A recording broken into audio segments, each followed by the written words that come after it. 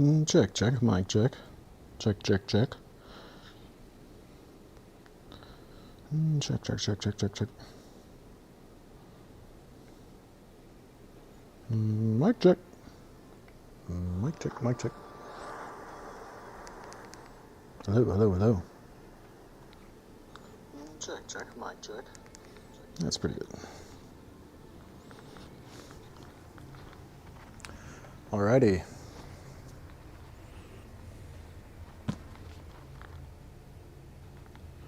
We are page 750 of the essential writings of Ralph Waldo Emerson. Reminds me, I need to update the overlay.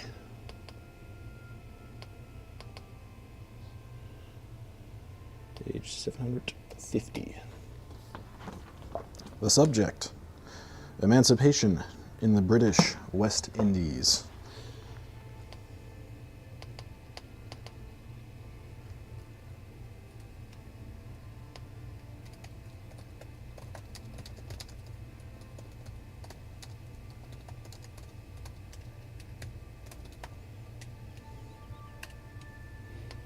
Wherever that was.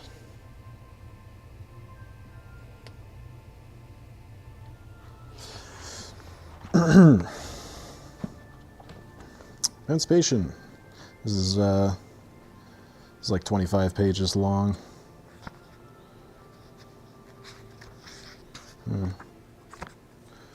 Yeah.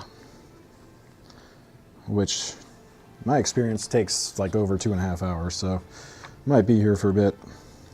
It's going to be a little extended session with this book. But almost done with this book, finally. After that is the Fugitive Slave Law essay. And then an essay about John Brown. And then an essay about the Emancipation Proclamation, David Thoreau, Abraham Lincoln, Carlyle, and that's it.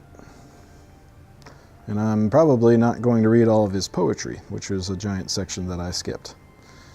At least not on the internet. Maybe I would, I don't know. Probably not. Feel bad about skipping it. 685 to 743, about 60 pages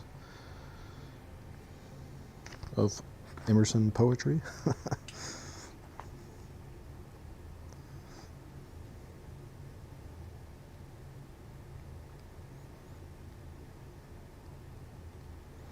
Yeah, I suppose it wouldn't hurt to read this at some point.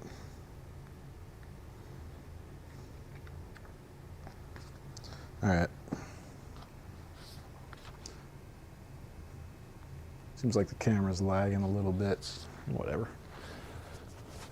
Always something.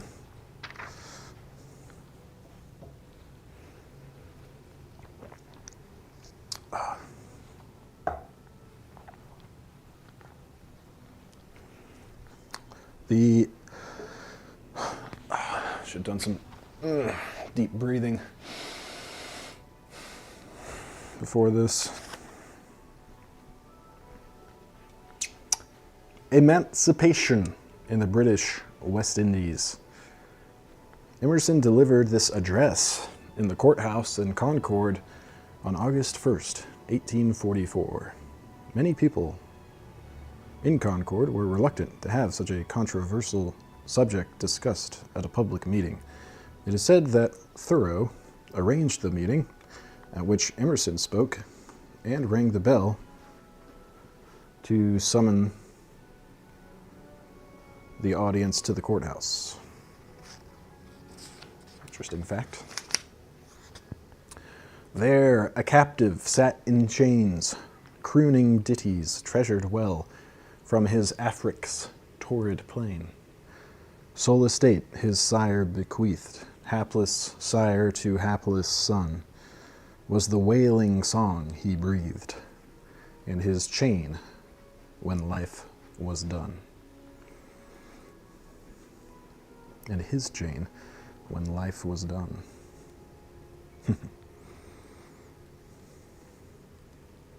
Crooning ditties treasured well.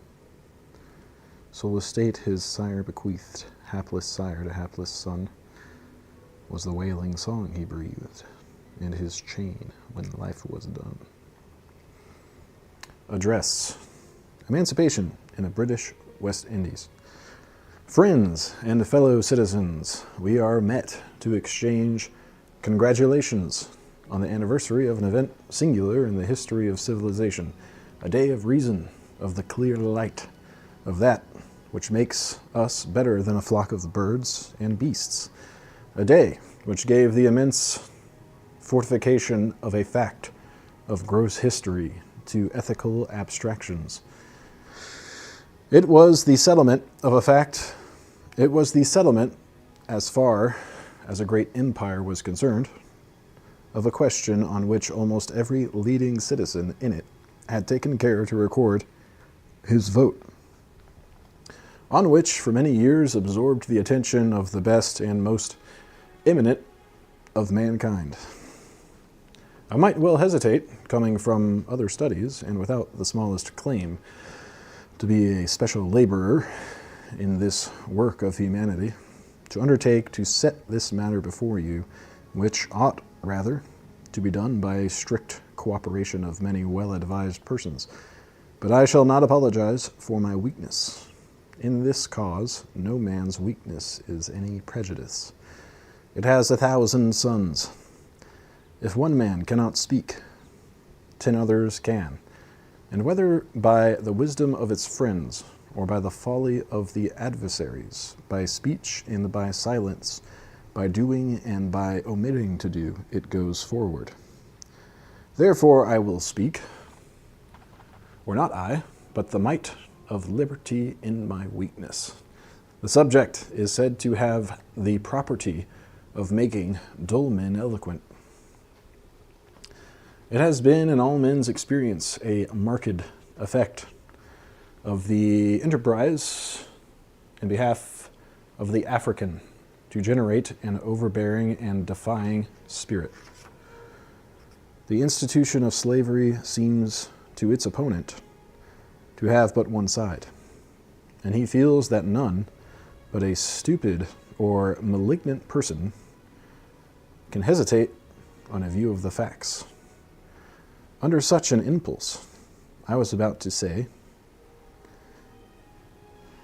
if any cannot speak, or cannot hear the words of freedom, let him go hence. I had almost said, creep into your grave, the universe has no need of you. But I have thought better, let him not go. When we consider what remains to be done for this interest in this country, the dictates of humanity make us tender of such as are not yet persuaded. The hardest selfishness is to be borne with. Let us withhold every reproachful and, if we can, every indignant remark. In this cause, we must renounce our temper and the risings of pride. If there be any man who thinks the ruin of a race of men a small matter, compared with the last decoration and completions of his own comfort, who would not so much as part with his ice cream to save them from rapine and manacles, rapine and manacles, I think I must not hesitate to satisfy that man that also his ice cream and vanilla are safer and cheaper by placing the Negro nation on a fair footing than by robbing them. If the Virginian piques himself on the picturesque luxury of his vassalage, on the heavy Ethiopian manners of his house servants, their silent obedience, their hue of bronze, their turbaned heads, and would not exchange them for the more intelligent and precarious hired service of whites, I shall not refuse to show him that when their free papers are made out, it will still be their interest to remain on his estate, and that the oldest planters of Jamaica are convinced that it is cheaper to pay wages than to own the slave.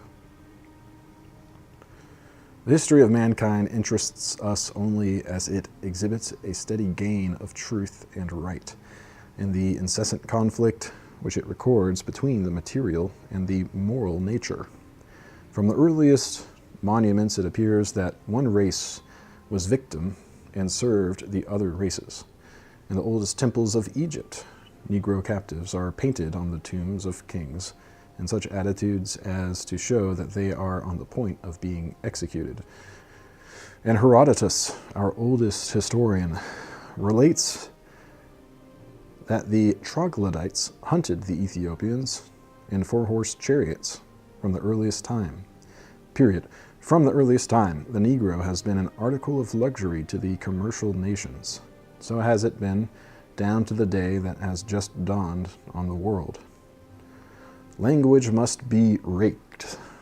The secrets of slaughterhouses and infamous holes that cannot front the day must be ransacked, to tell what Negro slavery has been. These men, our benefactors, as they are producers of corn and wine, of coffee, of tobacco, of cotton, of sugar, of rum and brandy, gentle and joyous themselves, and producers of comfort and luxury for the civilized world. They are seated in the finest climates of the globe, children of the sun. I am heartsick when I read how they came here, how they are kept here. Their case was left out of the mind and out of the heart of their brothers. The prizes of society, the trumpet of fame, the privileges of learning, of culture, of religion, the decencies and joys of marriage, honor, obedience, personal authority, and a perpetual melioration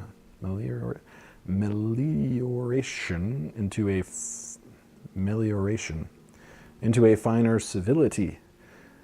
These were for all, but not for them. For the Negro was the slave ship, to begin with, in whose filthy hold he sat in irons, unable to lie down, bad food, and insufficiency of that disfranchisement, no property in the rags that covered him, no marriage, no right in the poor black woman that cherished him in her bosom, no right to the children of his body, no security from the humors, none from the crimes, none from the appetites of his master. Toil, famine, insult, and flogging. And when he sank in the furrow, no wind of good fame blew over him. No priest of salvation visited him with glad tidings. But he went down to death with dusky dreams of African shadow catchers and obeahs hunting him. Very sad was the Negro tradition that the Great Spirit in the beginning offered the black man whom he loved better than the buckra, or white, his choice of two boxes, a big and a little one. The black man was greedy and he chose the largest. The buckra box was full up with pen, paper, and whip, and the Negro box with hoe and bill for Negro to this day. But the crude element of good in human affairs must work and ripen, spite of whips and plantation laws and West Indian interest. Conscience rolled on its pillow and could not sleep. We sympathize very tenderly here with the poor, aggrieved planter of whom so many unpleasant things are said. But if we saw the whip applied to old men, to tender women, And undeniably, though I shrink to say, pregnant women set in the treadmill for refusing to work, when not they, but the eternal law of animal nature refuse to work. If we saw men's backs flayed with cowhides and hot rum poured on, superinduced with brine or pickle, rubbed in with corn husk in the scorching heat of the sun, if we saw the runaways hunted with bloodhounds into swamps and hills, and in cases of passion, a planter throwing his Negro into a copper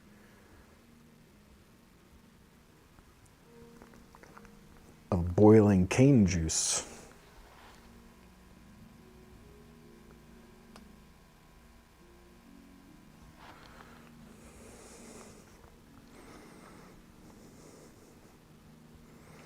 if we saw these things with eyes, we too should wince.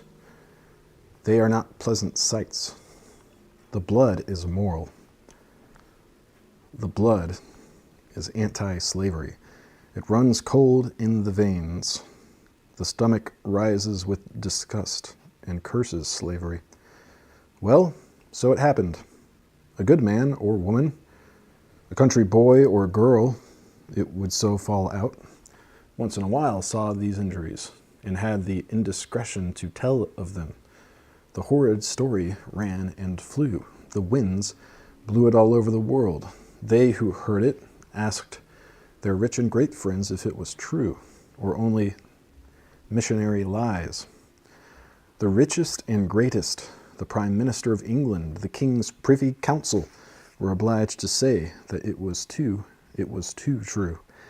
It became plain to all men, the more this business was looked into, that the crimes and cruelties of the slave traders and slave owners could not be overstated. The more it was searched, the more shocking anecdotes came up, things not to be spoken. Humane persons who were informed of the reports insisted on providing them. Granville Sharp was accidentally made acquainted with the sufferings of a slave whom a West Indian planter had brought with him to London and had beaten with a pistol on his head, so badly that his whole body became diseased, and the man useless to his master, who left him to go whither he pleased. The man applied to Mr. William Sharp, a charitable surgeon, who attended the diseases of the poor. In process of time, he was healed. Granville Sharp found him at his brother's and procured a place for him in an apothecary's shop. The master accidentally met his recovered slave and instantly endeavored to get possession of him. Sharp protected the slave, and consulting with the lawyers, they told Sharp the laws were against him. Sharp would not believe it. No prescription on earth could ever render such inequalities legal.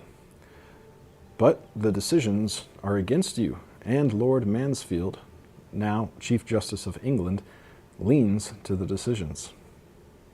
Sharp instantly sat down and gave himself to the study of English law for more than 2 years, until he had proved that the opinions relied on of Talbot and York were incompatible with the former English decisions and with the whole spirit of English law.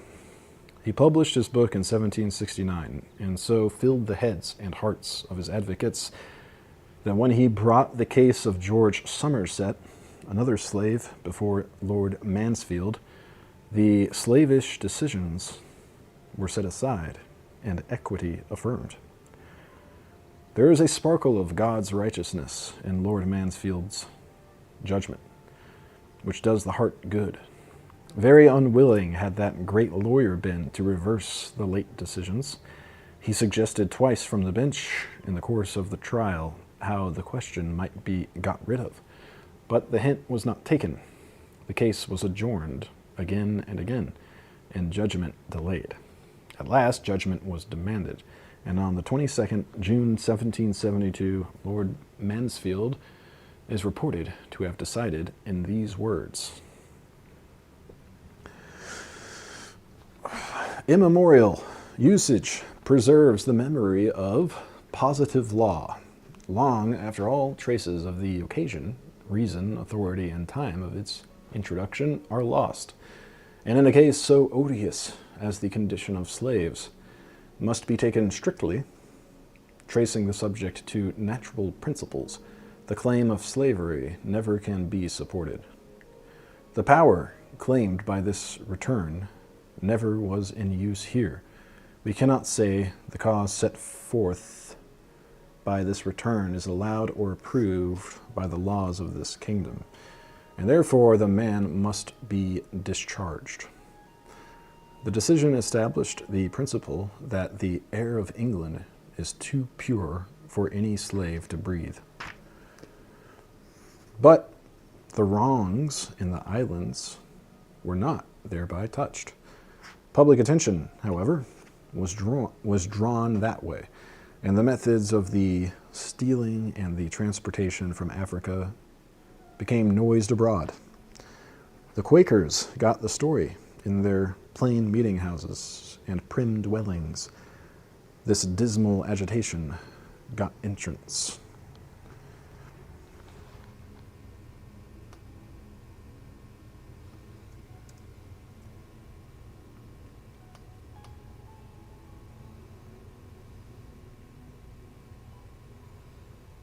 Uh-oh. What did I do?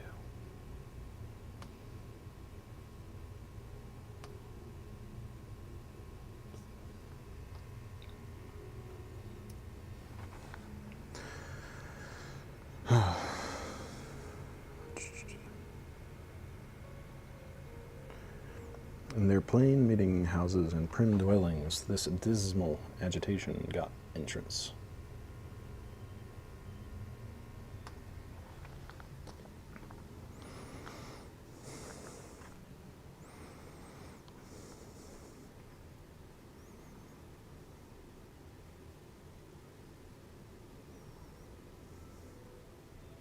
They were rich.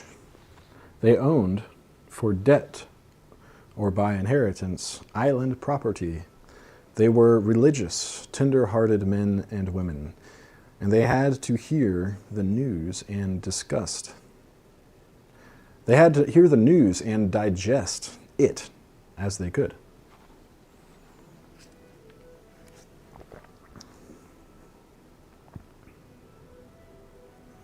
Hear the news and digest it as they could.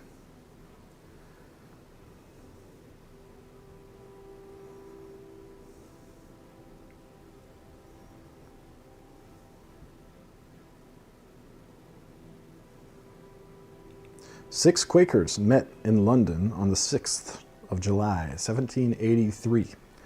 William Dillwyn, Samuel Hoare, George Harrison, Thomas Noels, John Lloyd, Joseph Woods, quote, to consider what step they should take for the relief and liberation of the Negro slaves in the West Indies and for the discouragement of the slave trade on the coast of Africa.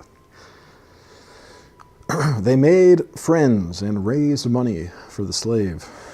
They interested their yearly meeting and all English and all American Quakers.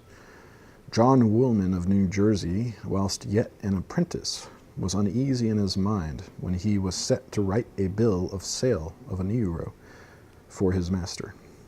He gave his testimony against the traffic in Maryland and Virginia. Thomas Clarkson was a youth at Cambridge, England, when the subject given out for a Latin prize dissertation was, "Is it right to make slaves of others against their will?"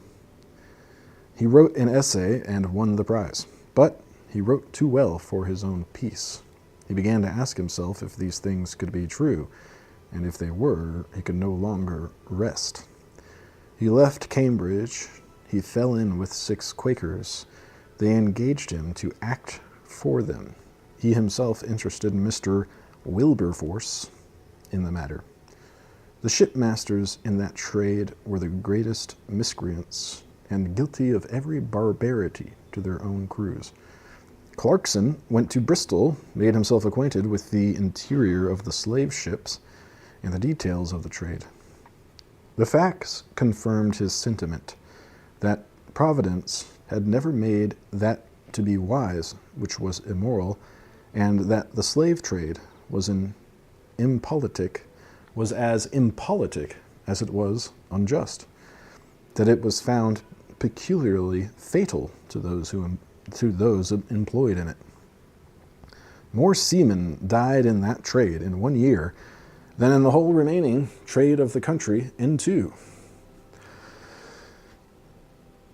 Mr. Pitt and Mr. Fox were drawn into the generous enterprise in 1788. The House of Commons voted parliamentary inquiry in 1791. In 1791, a bill to abolish the trade was brought in by Wilberforce and supported by him and by Fox and Burke and Pitt with the utmost ability and faithfulness. Resisted by the planters and the whole West Indian interest, and lost.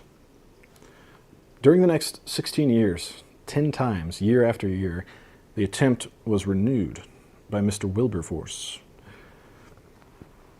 and 10 times defeated by the planters. The king and all the royal family but one were against it. These debates are instructive, as they show on what grounds the trade was assailed and defended. Everything generous, wise, and sprightly is sure to come to the attack.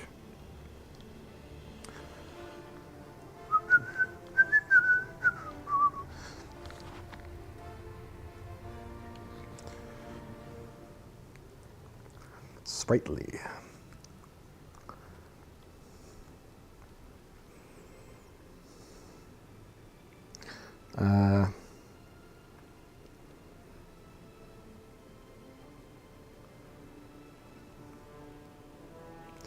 And sprightly is sure to come to the attack.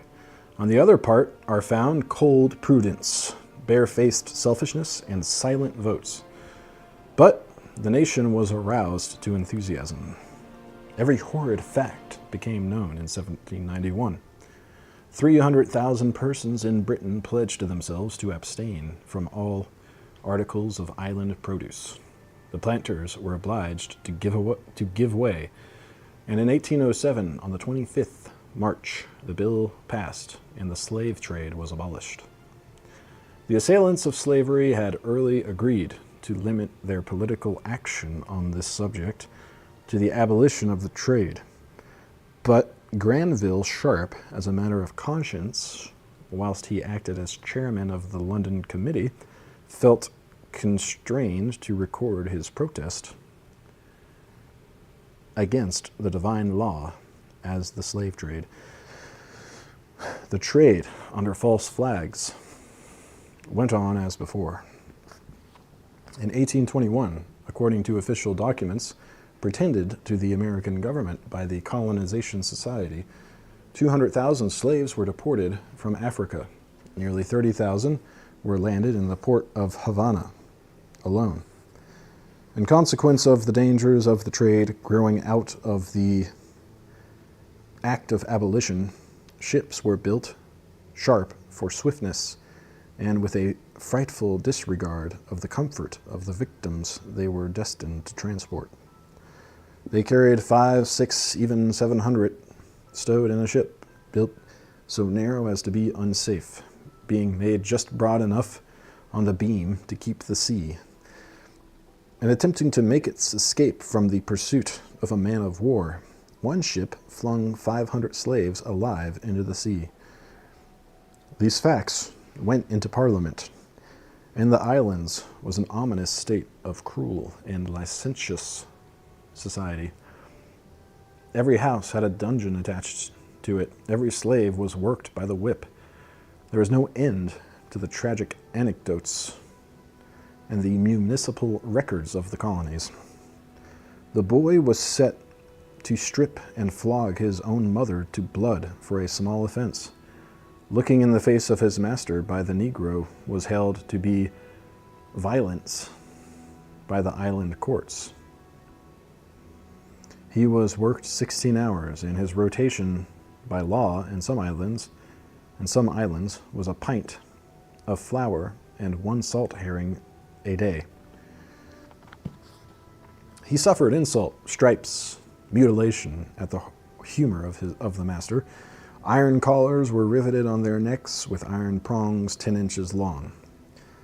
Capsicum, pepper, was rubbed in the eyes of the females, and they were done to death with the most shocking levity between the master and manager, without fine or inquiry. And when at last some Quakers, Moravians, and Wesleyan and Baptist missionaries, following in the steps of Carey and Ward in the East Indies, had been moved to come and cheer the poor victim with the hope of some reparation in a future world of the wrongs he suffered in this, these missionaries were persecuted by the planters, their lives threatened, their chapels burned, and the Negroes furiously forbidden to go near them. These outrages rekindled the flame of British indignation. Petitions poured into Parliament. 1 million persons signed their names to these. And in 1833, on the 14th May, Lord Stanley, Minister of the Colonies, introduced into the House of Commons his bill for the Emancipation. The scheme of the minister, with such modification as it received in the legislature, proposed gradual emancipation, that on 1st August 1834, all persons now slaves should be entitled to be registered as apprenticed laborers, and to acquire thereby all the rights and privileges of freemen, subject to the restriction of laboring under certain conditions.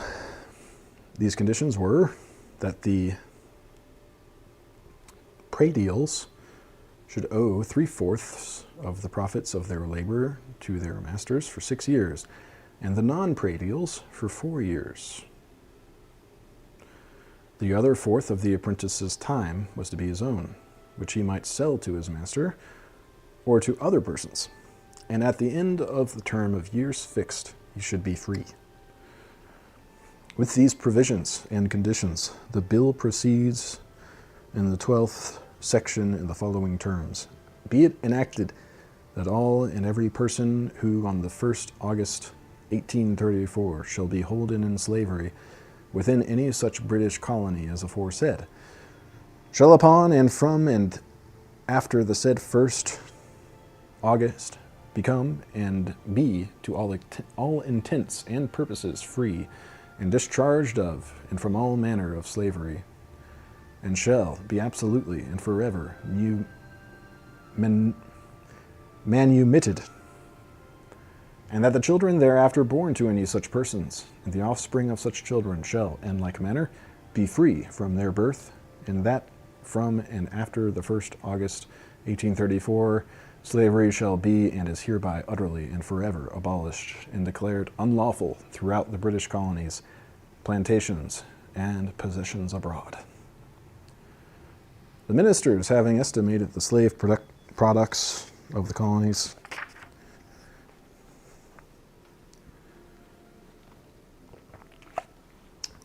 and annual exports of sugar, rum, coffee at 1.5 million pounds per annum, estimated the total value of the slave property at 30 million pounds sterling, and proposed to give the planters as compensation for so much of the slaves' time as the act took from them 20 million pounds sterling, to be divided into 19 shares for the 19 colonies and to be distributed to the owners of slaves by commissioners whose appointment and duties were regulated by the act. After much debate, the bill passed by large majorities. The apprenticeship system is understood to have proceeded from Lord Brougham, and was by him urged on his colleagues, who, it is said, were inclined to the policy of immediate emancipation. The colonial legislatures received the Act of Parliament with various degrees of displeasure, and of course, every provision of the bill was criticized with severity. The new relation between the master and the apprentice, it was feared, would be mischievous, for the bill required the appointment of magistrates, who should hear every complaint of the apprentice and see that justice was done him. It was feared that the interest of the master and servant would now produce perpetual discord between them. And the island of Antigua, containing 37,000 people, 30,000 being Negroes, these objections had such weight that the legislature rejected the apprenticeship system and adopted absolute emancipation. In the other islands, the system of the ministry was accepted. The reception of it by the Negro population was equal in nobleness to the deed. The Negroes were called together by the missionaries and by the planters, and the news explained to them.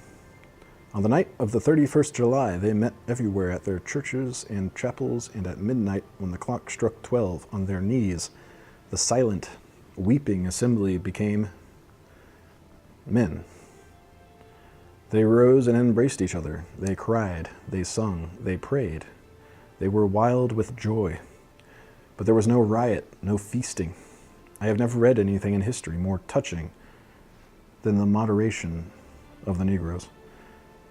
Some American captains left the shore and put to sea, anticipating insurrection and general murder. With far different thoughts, the Negroes spent the hour in their huts and chapels. I will not repeat to you the well-known paragraph in which Messrs. Thome and Kimball, the commissioners, sent out in the year 1837 by the American Anti-Slavery Society, described the occurrences of that night in the island of Antigua. It has been quoted in every newspaper, and Dr. Channing has given it additional fame. But I must be indulged in quoting a few sentences from the pages that follow it, narrating the behavior of the emancipated people on the next day.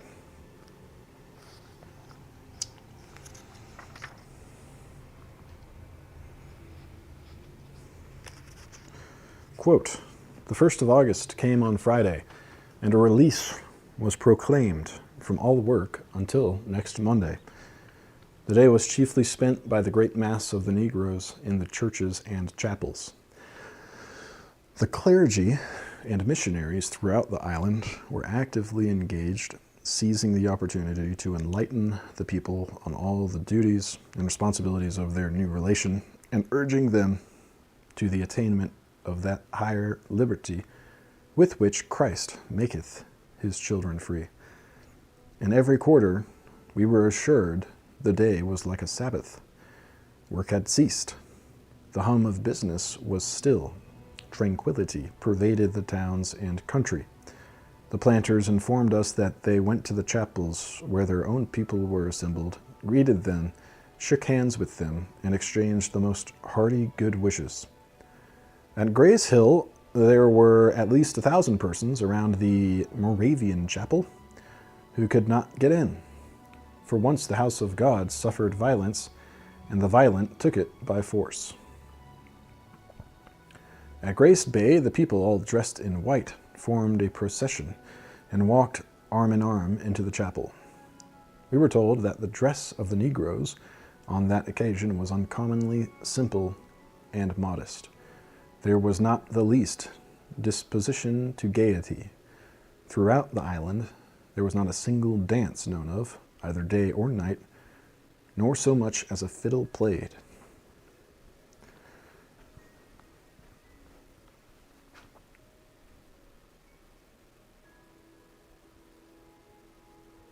On the next Monday morning, with very few exceptions, every Negro on every plantation was in the field at his work. In some places they waited to see their master to know what bargain he would make, but for the most part, throughout the islands, nothing painful occurred. In June 1835, the ministers, Lord Aberdeen and Sir George Grey, declared to the Parliament that the system worked well, that now for 10 months, from 1st August 1834, no injury or violence had been offered to any white, and only one black had been hurt and 800,000 Negroes. And contrary to many sinister predictions that the new crop of island produce would not fall short, contrary to many sinister predictions that the new crop of island produce would not fall short of that of the last year.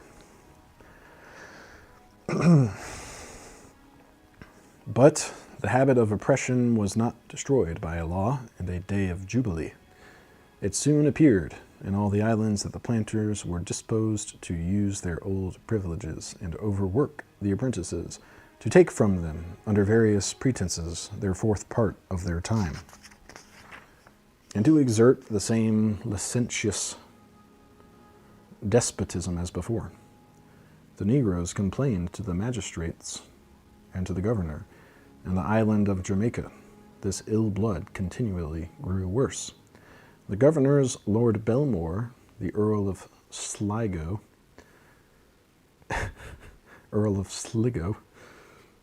and afterwards Sir Lionel Smith, a governor of their own class who had been sent out to gratify the planters, threw themselves on the side of the oppressed, and were at constant quarrel with the angry and bilious island legislature.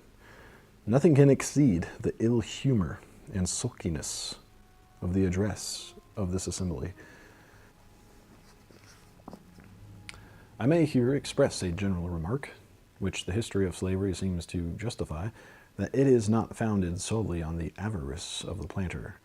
We sometimes say the planter does not want slaves, he only wants the immunities and luxuries which the slaves yield him.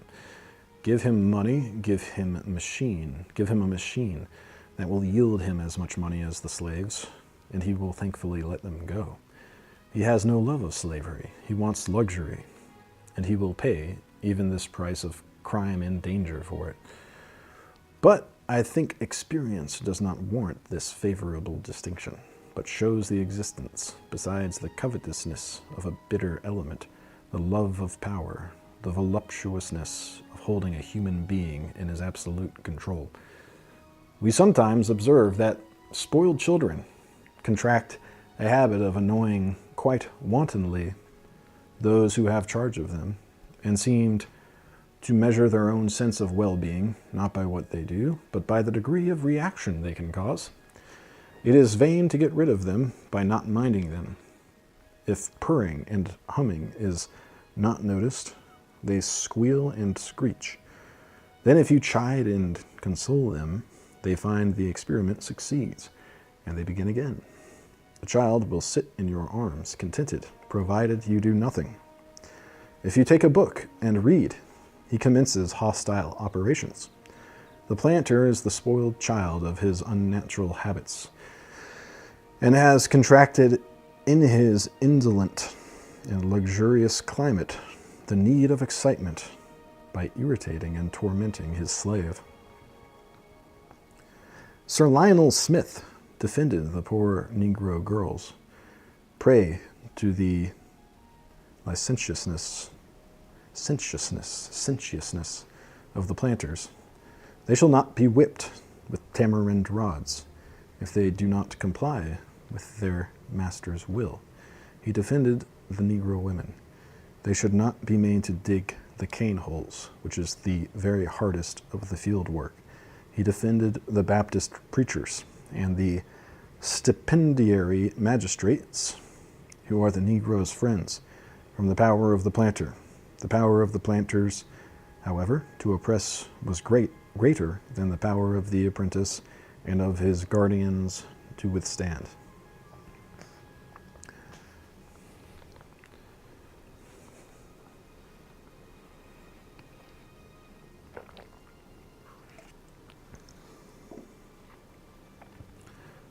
Lord Brogham and Mr. Buxton declared that the planter had not fulfilled his part in the contract, whilst the apprentices had fulfilled theirs, and demanded that the emancipation should be hastened, and the apprenticeship abolished. Parliament was compelled to pass additional laws for the defense and security of the Negro, and in ill humor at these acts, the great island of Jamaica, with a population of 500,300,000 Negroes, early in 1838, resolved to throw up the 2 remaining years of apprenticeship and to emancipate absolutely on the 1st August 1838. In British Guinea and Dominica, the same resolution had been earlier taken with more goodwill, and the other islands fell into the measure, so that on the 1st August 1838, the shackles dropped from every British slave. The accounts which we have from all parties, both from the planters and those too who were originally most opposed to the measure, and from the new freemen, are of the most satisfactory kind. The manner in which the new festival was celebrated brings tears to the eyes. The 1st of August, 1838, was observed in Jamaica as a day of thanksgiving and prayer. Sir Lionel Smith, the governor, writes to the British ministry, "It is impossible for me to do justice to the good order, decorum, and gratitude which the whole laboring population manifested on that happy occasion. Though joy beamed on every countenance, it was throughout tempered with solemn thankfulness to God, and the churches and chapels were everywhere filled with these happy people in humble offering of praise." The Queen, in her speech to the Lords and Commons, praised the conduct of the emancipated population. And in 1840, Sir Charles Metcalfe, the new governor of Jamaica, in his address to the Assembly, expressed himself to that late exasperated body in these terms, quote, "All those who are acquainted with the state of the island know that our emancipated population are as free, as independent in their conduct, as well conditioned, as much in the enjoyment of abundance, and as strongly sensible of the blessings of liberty as any that we know of in any country. All disqualifications and distinctions of color have ceased. Men of all colors have equal right in law and an equal footing in society, and every man's position is settled by the same circumstances which regulate that point in other free countries where no difference of color exists. It may be asserted without fear of denial that the former slaves of Jamaica are now as secure in all social rights as free-born Britons." He further describes the erection of numerous churches, chapels, and schools, which the new population required, and adds that more are still demanded. The legislature, in their reply, echo the governor's statement and say, "The peaceful demeanor of the emancipated population redounds to their own credit and affords a proof of their continued comfort and prosperity."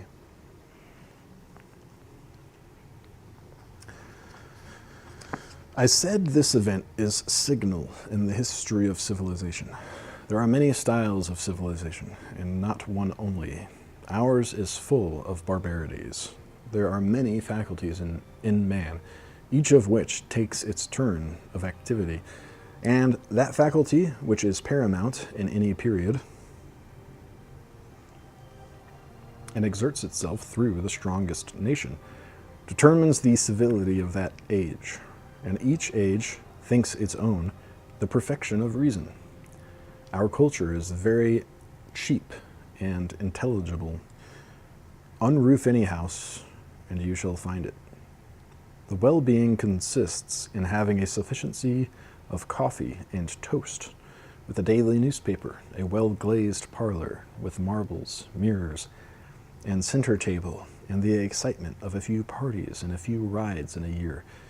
Such is one house, such are all. The owner of a New York manor imitates the mansion and equipage of the London nobleman. The Boston merchant rivals his brother of New York, and the villages copy Boston.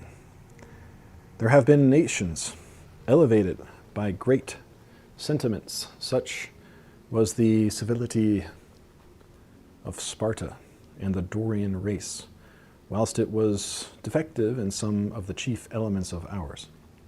That of Athens, again, lay in an intellect dedicated to beauty.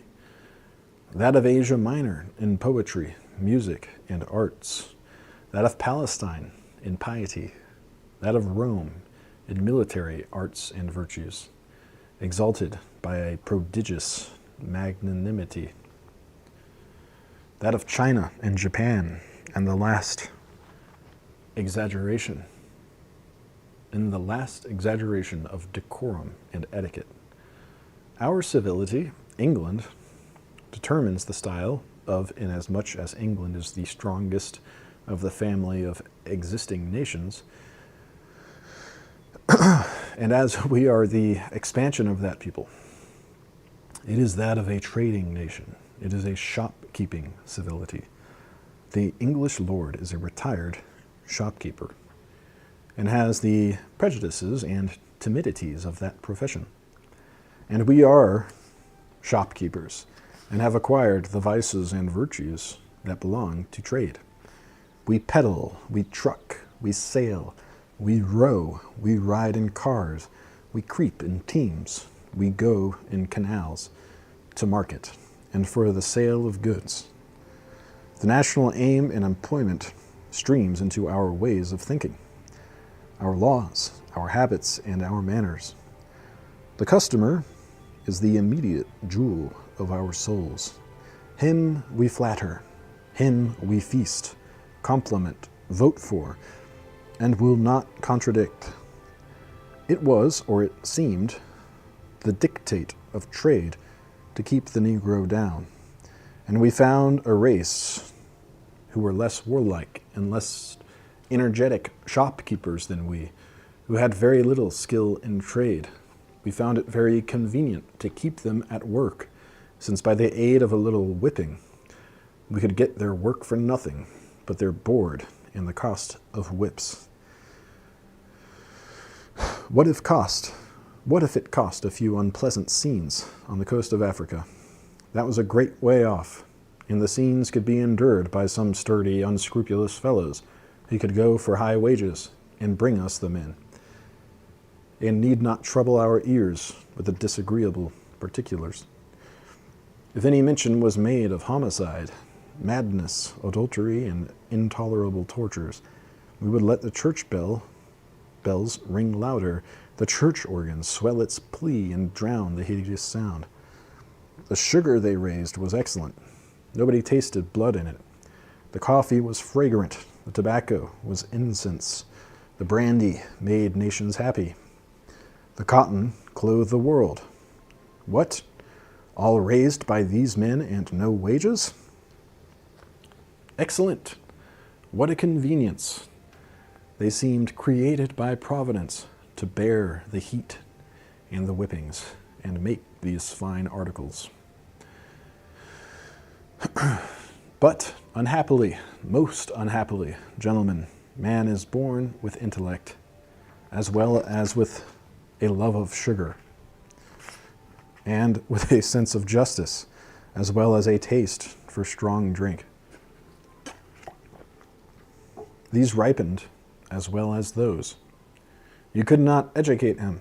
You could not get any poetry, any wisdom, any beauty in woman, any strong and commanding character in man. But these absurdities would still come flashing out. These absurdities of a demand for justice, a generosity for the weak and oppressed. Unhappily, too, for the planter, the laws of nature are in harmony with each other. That which the head and the heart demand is found to be, in the long run, for what the grossest calculator calls his advantage. The moral sense is always supported by the permanent interest of the parties. Else, I know not how, in our world, any good would ever get done. It was shown to the planters that they, as well as the Negroes, were slaves, that though they paid no wages, they got very poor work, that their estates were ruining them under the finest climate, and that they needed the severest monopoly laws at home to keep them from bankruptcy. The oppression of the slave recoiled on them. They were full of vices. Their children were lumps of pride, sloth, sensuality, and rottenness. The position of woman was nearly as bad as it could be, and like other robbers, they could not sleep in security. Many planters have said, since the Emancipation, that before that day, they were the greatest slaves on the estates. Slavery is no scholar, no improver. It does not love the whistle of the railroad. It does not love the newspaper, the mailbag, a college, a book, or a preacher who has the absurd whim of saying what he thinks. It does not increase the white population. It does not improve the soil. Everything goes to decay. For these reasons, the islands proved bad customers to England. It was very easy for manufacturers, less shrewd than those of Birmingham and Manchester, to see that if the state of things in the islands was altered, if the slaves had wages, the slaves would be clothed, would build houses, would fill them with tools, with pottery, with crockery, with hardware, and Negro women love fine clothes as well as white women. And every naked Negro of those thousands, they saw a future customer. Meantime, they saw further that the slave trade, by keeping in barbarism the whole coast of Eastern Africa, deprives them of countries and nations of customers. If once freedom and civility and European manners could get a foothold there. But the trade could not be abolished, whilst this hungry West Indian market, with an appetite like the grave, cried, "More, more, bring me 100 a day." They could not expect any mitigation in the madness of the poor African war chiefs. These considerations opened the eyes of the duellist in Britain. More than this, the West Indian estate, owned or mortgaged in England, and the owner and the mortgagee had very plain intimations that the feeling of English liberty was gaining every hour new mass and velocity, and the hostility to which, as resisted, it would be fatal. And the hostility to such as resisted it would be fatal.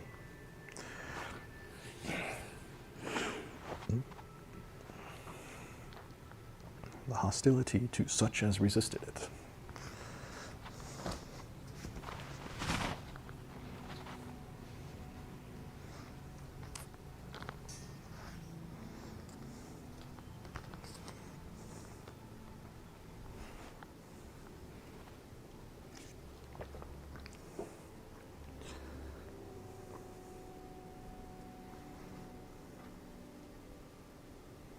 The House of Commons would destroy the protection of island produce and interfere in English politics in the island legislation. So they hastened to make the best of their position and accepted the bill. These considerations, I doubt not, had their weight: the interest of the trade, the interest of the revenue, and moreover, the good fame of the action. It was inevitable that men should feel these motives, but they do not appear to have had an excessive or unreasonable weight. On reviewing this history, I think the whole transaction reflects infinite honor on the people and Parliament of England. It was a stately spectacle to see the cause of human rights argued with so much patience and generosity, and with such a mass of evidence before that powerful people. It is a creditable incident in the history that when, in 1789, the first Privy Council report of evidence on the trade, a bulky folio embodying all the facts which the London Committee had been engaged for years in collecting, and all the examinations before the council, was presented to the House of Commons, a late day being named for the discussion. In order to give members time, Mr. Wilberforce, Mr. Pitt, the Prime Minister, and other gentlemen took advantage of the postponement to retire into the country to read the report. For months and years the bill was debated with some consciousness of the extent of its relations by the first citizens of England, the foremost men of the earth.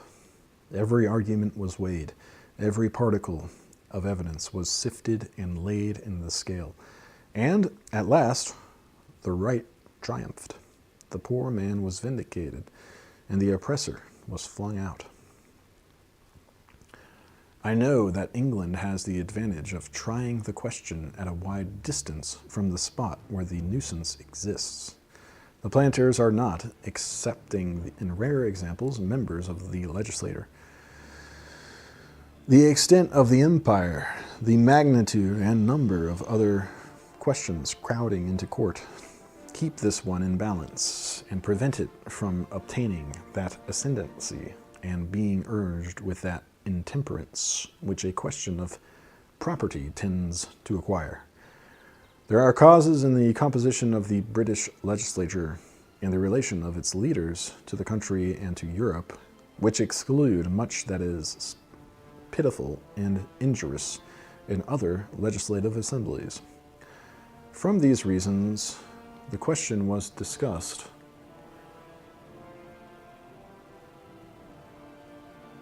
with a rare independence and magnanimity.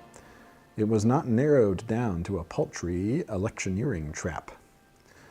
And I must say, a delight in justice and honest tenderness for the poor Negro, for man suffering these wrongs, combined with the national pride which refused to give the support of English soil or the protection of the English flag to these disgusting violations of nature. Forgive me, fellow citizens, if I own to you that in the last few days that my attention has been occupied with this history, I have not been able to read a page of it without the most painful comparisons. Whilst I have read of England, I have thought of New England. Whilst I have meditated in my solitary walks on the magnanimity of the English bench and Senate, reaching out the benefit of the law to the most helpless citizen in her worldwide realm, I have found myself oppressed by other thoughts. As I have walked in the pastures and along the edge of woods, I could not keep my imagination on those agreeable figures, for other images that intruded on me. I could not see the great vision of the patriots and senators who have adopted the slave's cause. They turned their backs on me. No, I see other pictures of mean men. I see very poor, very ill-clothed, very ignorant men, not surrounded by happy friends. To be plain, poor black men of obscure employment as mariners, cooks, or stewards in ships, yet citizens of this our Commonwealth of Massachusetts, freeborn as we, whom the slave laws of the states of South Carolina, Georgia, and Louisiana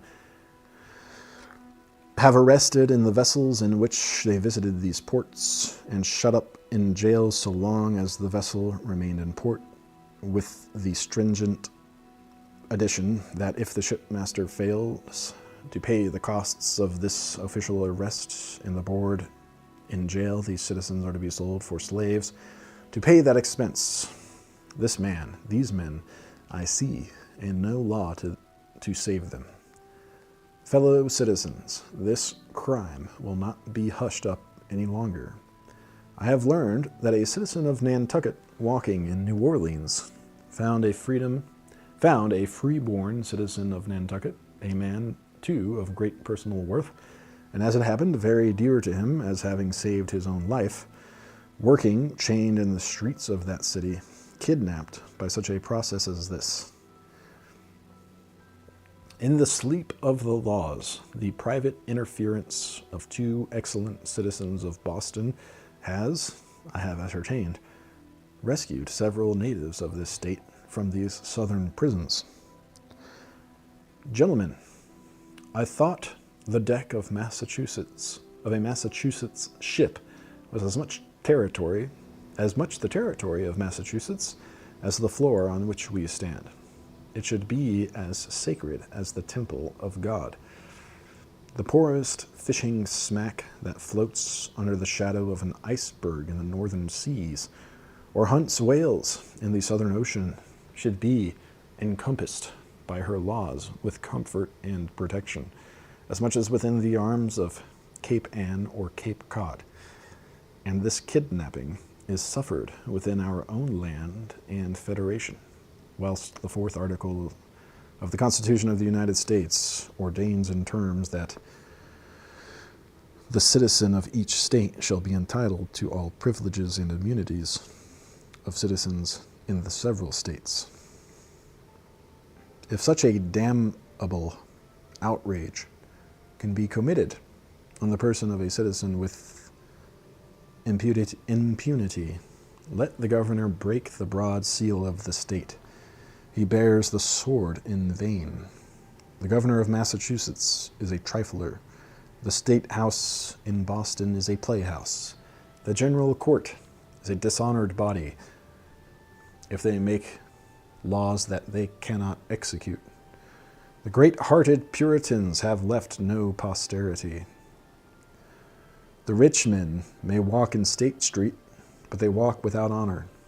And the farmers may brag their democracy in the country, but they are disgraced men. If the state has no power to defend its own people in its own shipping because it has delegated that power to the federal government, has it not representation in the federal government? Are those men dumb? I am no lawyer and cannot indicate the forms applicable to the case, but here is something which transcends all forms.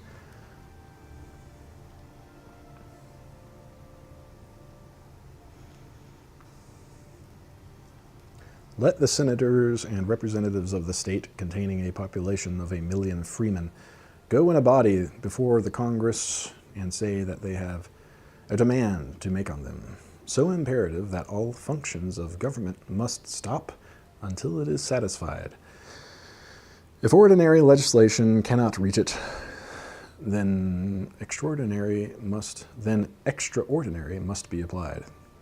The Congress should instruct the President to send to those ports of Charleston, Savannah, and New Orleans such orders and such force as should release forthwith all such citizens of Massachusetts as were holden in prison without the allegation of any crime, and should set on foot the strictest inquisition to discover where such persons brought into slavery by these local laws at any time heretofore may now be. That first, and then let order be taken to indemnify all such as have been incarcerated. As for dangers to the Union from such demands, the Union already is at an end when the first citizen of Massachusetts is thus outraged. Is it an union and covenant in which the state of Massachusetts agrees to be imprisoned, and the state of Carolina to imprison? Gentlemen, I am loath to say harsh things, and perhaps I know too little of politics for the smallest weight to attach to any censure of mine. But I am at a loss how to characterize the tameness and silence of the 2 senators and the 10 representatives of the state of Washington.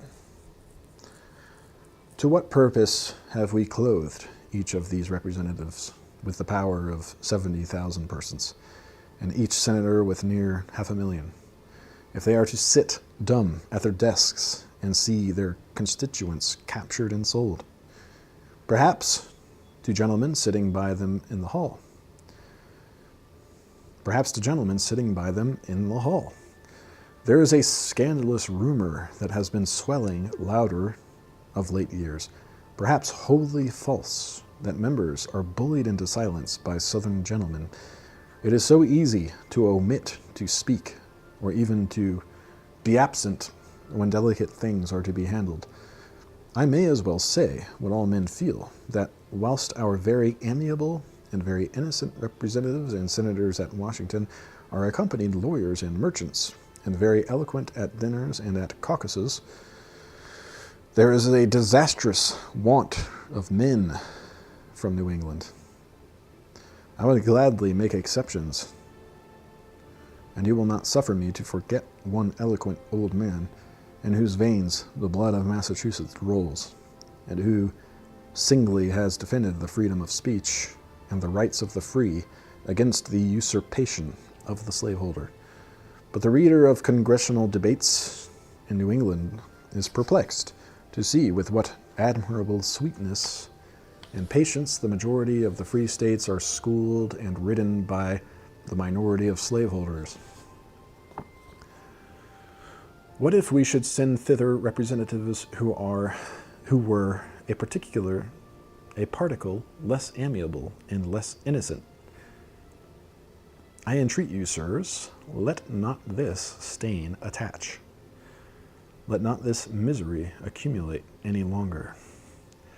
If the managers of our political parties are too prudent and too cold, if, most unhappily, the ambitious class of young men and political men have found out that these neglected victims are poor and without weight, that they have no graceful hospitalities to offer, no valuable business to throw into any man's hands, no strong vote to cast at the elections, and therefore may with impunity be left in their chains or to the chance of chains, then let the citizens in their primary capacity take up their cause on this very ground and say to the government of the state and of the Union that government exists to defend the weak and the poor and the injured party. The rich and the strong can better take care of themselves. And as an omen and assurance of success, I point you to the bright example which England set you on this day 10 years ago. There are other comparisons and other imperative duties which come sadly to mind, but I do not wish to darken the hours of this day by crimination. I turn gladly to the rightful theme, to the bright aspects of the occasion. This event was a moral revolution. The history of it is before you. Here was no prodigy, no fabulous hero, no Trojan horse, no bloody war, but all was achieved by plain means of plain men, working not under a leader, but under a sentiment. Other revolutions have been the insurrection of the oppressed. This was the repentance of the tyrant. It was the masters revolting from their mastery. The slaveholders said, "I will not hold slaves." The end was noble, and the means were pure. Hence, the elevation and pathos of this chapter of history. The lives of the advocates are pages of greatness, and the connection of the eminent senators with this question constitutes the immortalizing moments of those men's lives. The bare enunciation of the thesis at which the lawyers and legislators arrived gives a glow to the heart of the reader. Lord Chancellor Northington is the author of the famous sentence, "As soon as any man puts his foot on English ground, he becomes free." "I want a slave," said the Council of Somerset, speaking for his client. "For I was in America. I am now in a country where the common rights of mankind are known and regarded." Granville Sharp filled the ear of the judges with the sound principles that had from time to time been affirmed by the legal authorities. Derived power cannot be superior to the power from which it is derived. The reasonableness of the law is the soul of the law. It is better to suffer every evil than to consent to any. Out it would come, the God's truth. Out it came, like a bolt from a cloud, for all the mumbling of the lawyers. One feels very sensibly in all this history that a great heart and soul are behind there, superior to any man, and making use of each in turn, and infinitely attractive to every person according to the degree of reason in his own mind, so that this cause has had the power to draw to it every particle of talent and of worth in England from the beginning. All the great geniuses of the British Senate, Fox, Pitt, Burke, Grenville, Sheridan, Grey, Canning, ranged themselves on its side. The poet Cowper wrote for it. Franklin, Jefferson, Washington, in this country, all recorded their votes. All men remembered the subtlety and the fire of indignation which the Edinburgh Review contributed to the cause, and every liberal mind, poet, preacher, moralist, statesman, has had the fortune to appear somewhere for this cause. On the other part appeared the reign of pounds and shillings, and all manner of rage and stupidity, a resistance which drew from Mr. Huddlestone in the Parliament the observation, quote, that a curse attended this trade, even in the mode of defending it. By a certain fatality, none but the vilest arguments were brought forward, which corrupted the very persons who used them. Every one of these was built on the narrow ground of interest, of pecuniary profit, of sordid gain, in opposition to every motive that had reference to humanity, justice, and religion, or to that great principle which comprehended them all. This moral force perpetually reinforces and dignifies the friends of this cause. It gave that tenacity to their point. Which has ensured ultimate triumph, and it gave that superiority in reason, in imagery, in eloquence, which makes in all countries anti-slavery meetings so attractive to the people, and has made it a proverb in Massachusetts that, quote, eloquence is dog cheap at the anti-slavery chapel. I will say further that we are indebted mainly to this movement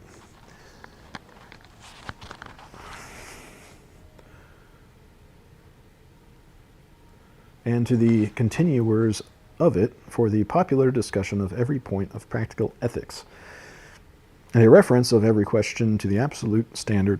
It is notorious that the political, religious, and social schemes with which the minds of men are now most occupied have been matured, or at least broached, in the free and daring discussions of these assemblies. Men have become aware, through the Emancipation and kindred events, of the presence of powers which, in their days of darkness, they had overlooked. Virtuous men will not again rely on political agents. They have found out the deleterious effect of political association. Up to this day, we have allowed to statesmen a paramount social standing, and we bow low to them as to the great. We cannot extend this deference to them any longer. The secret cannot be kept, that the seats of power are filled by underlings, ignorant, timid, and selfish to a degree to destroy all claim, excepting that on compassion to the society of the just and generous. What happened notoriously to an American ambassador in England that he found himself compelled to palter and to disguise the fact that he was a slave breeder happens to men of state. Their vocation is a presumption against them among well-meaning people. The superstition respecting power and office is going to the ground. The stream of human affairs flows its own way and is very little affected by the activity of legislators. What great masses of men wish done will be done, and they do not wish it for a freak, but because it is their state and natural end. There are now other energies than force, other than political, which no man in future can allow himself to disregard. There is direct conversation and influence. A man is to make himself felt by his proper force. The tendency of things runs steadily to this point, namely, to put every man on his merits, and to give him so much power as he naturally exerts, no more, no less. Of course, the timid and base persons, all who are conscious of no worth in themselves, and who owe all their place to the opportunities which the older order of things allowed them to deceive and defraud men, shudder at the change, and would fain silence every honest voice, and lock up every house where liberty and innovation can be pleaded for. They would raise mobs, for fear is very cruel, but the strong and healthy yeomen and husbands of the land, the self-sustaining class of inventive and industrious men, fear no competition or superiority. Come what will, their faculty cannot be spared. The 1st of August marks the entrance of a new element into modern politics, namely the civilization of the Negro. A man is added to the human family. Not the least affecting part of this history of abolition is the annihilation of the oldest indecent nonsense about the nature of the Negro. In the case of the ship Zong in 1781, whose master had thrown 132 slaves alive into the sea to cheat the underwriters, the first jury gave a verdict in favor of the master and owners. They had a right to do what they had done. Lord Mansfield is reported to have said on the bench, "The matter left to the jury was it from necessity? For they had no doubt, though it shocks one very much, that the case of slaves was the same as if horses had been thrown overboard. It is a very shocking case." But a more enlightened and humane opinion began to prevail. Mr. Clarkson, early in his career, made a collection of African productions and manufactures as specimens of the arts and culture of the Negro, comprising clothes and looms, weapons, polished stones and woods, leather, glass, dyes, ornaments, soap, pipe bowls, and trinkets. These he showed to Mr. Pitt, who saw and handled them with extreme interest. On sight of these, says Clarkson, many sublime thoughts seemed to rush at once into his mind, some of which he expressed, and hence appeared to arise a project which was always dear to him, of the civilization of Africa, a dream which forever elevates his fame. In 1791, Mr. Wilberforce announced to the House of Commons, "We have already gained one victory. We have obtained for these poor creatures the recognition of their human nature, which, for a time, was most shamefully denied them." It was the sarcasm of Montesquieu, quote, "It would not do to suppose that Negroes were men, lest it should turn out that whites were not.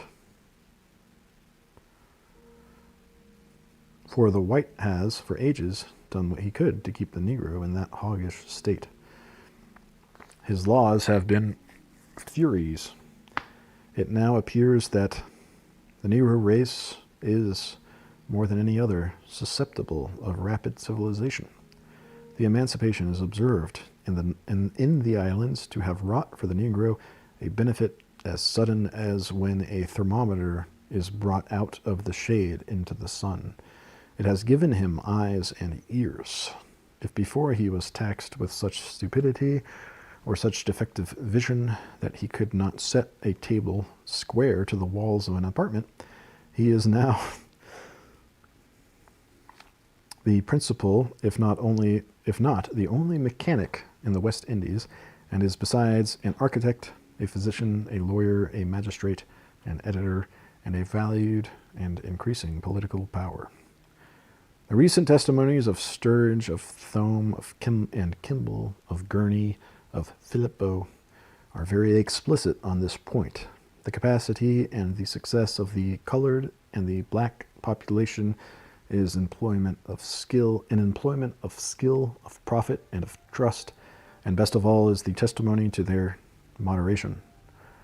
They receive hints and advances from the whites that they will be gladly received as subscribers to the exchange, as members of this or that committee of trust. They hold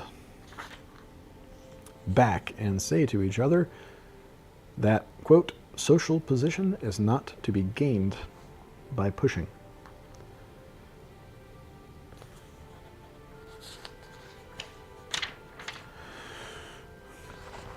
I have said that this event interests us because it came mainly from the concession of the whites.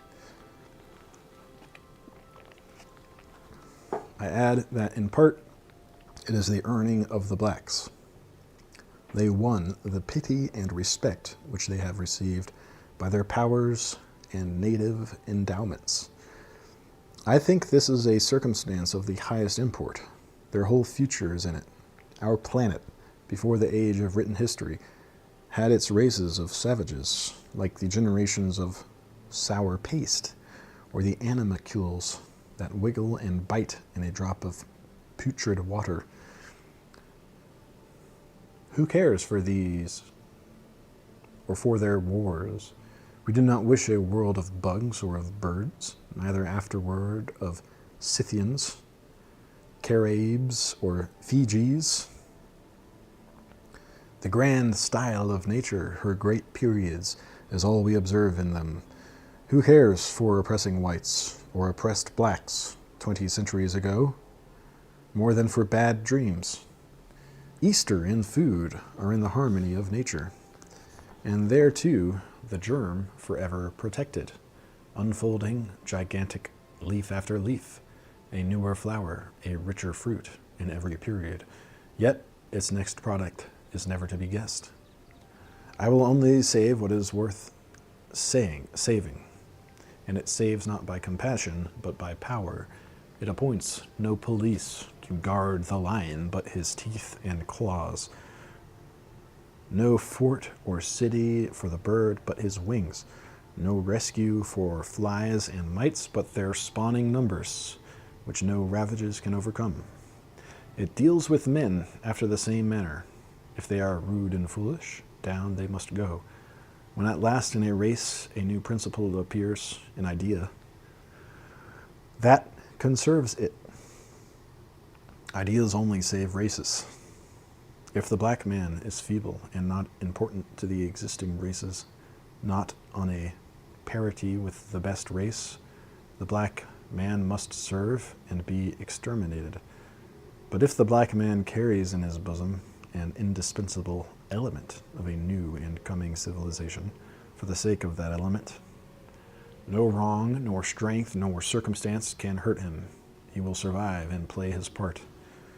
So now, the arrival in the world of such men as Toussaint and the Haitian heroes, or of the leaders of their race in Barbados and Jamaica, outweighs in good omen all the English and American humanity.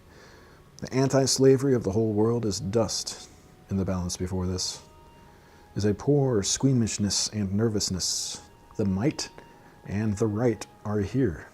Here is the anti-slave. Here is man. Here, if you have man, black or white, is an insignificance. The intellect, that is miraculous. Who has it has the talisman. His skin and bones, though they were of the color of night, are transparent, and the everlasting stars shine through with attractive beams. But a compassion for that which is not and cannot be useful or lovely is degrading and futile. All the songs in newspapers and money subscriptions and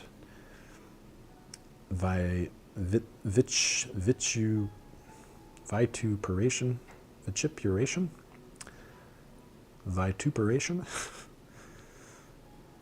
all the songs and newspapers and money subscriptions and vituperation of such as do not think with us will avail nothing against a fact. I say to you, you must save yourself, black or white, man or woman. Other help is none. I esteem the occasion of this jubilee to be the proud discovery that the black race can contend with the white, that in the great anthem which we call history, a piece of many parts and vast compass, after playing a long time a very low and subdued accompaniment, they perceive the time arrived when they can strike in with effect and take a master's part in the music. The civility of the world has reached that pitch that their moral genius is becoming indispensable, and the quality of this race is to be honored for itself.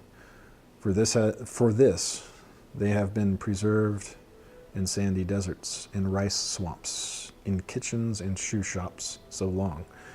Now let them emerge, clothed in their own form. There remains the very elevated consideration which the subject opens, but which belongs to more abstract views than we are now taking. This, namely, that the civility of no race can be perfect, whilst another race is degraded. It is doctrine alike of the oldest and of the newest philosophy that man is one, and that you cannot injure any member without a sympathetic injury to all the members. America is not civil, whilst Africa is barbarous. Their considerations seem to leave no choice for the action of the intellect and the conscience of the country.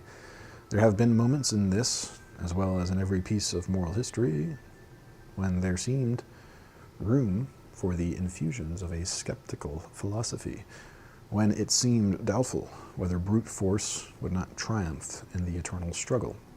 I doubt not that sometimes a despairing Negro, when jumping over the ship's sides to escape from the white devils who surrounded him, has believed there was no vindication of right.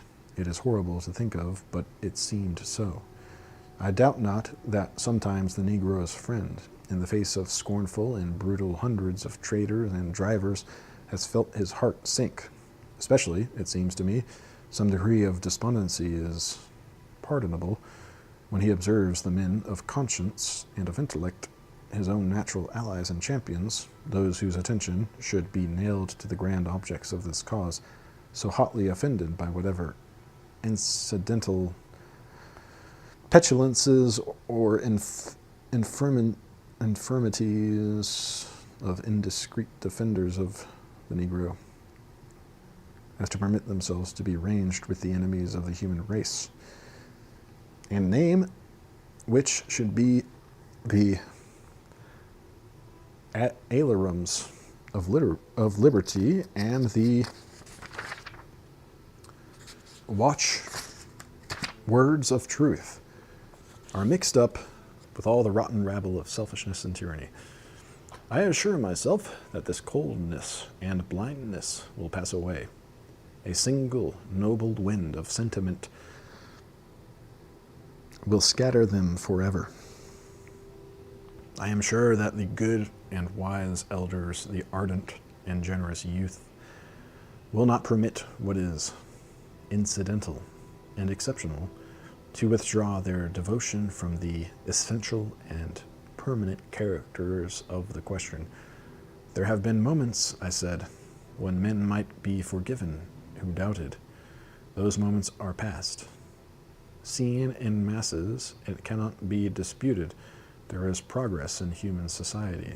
There is a blessed necessity by which the interest of men is always driving them to the right, and again making all crime mean and ugly. The genius of the Saxon race, friendly to liberty, the enterprise, the very muscular vigor of this nation, are inconsistent with slavery.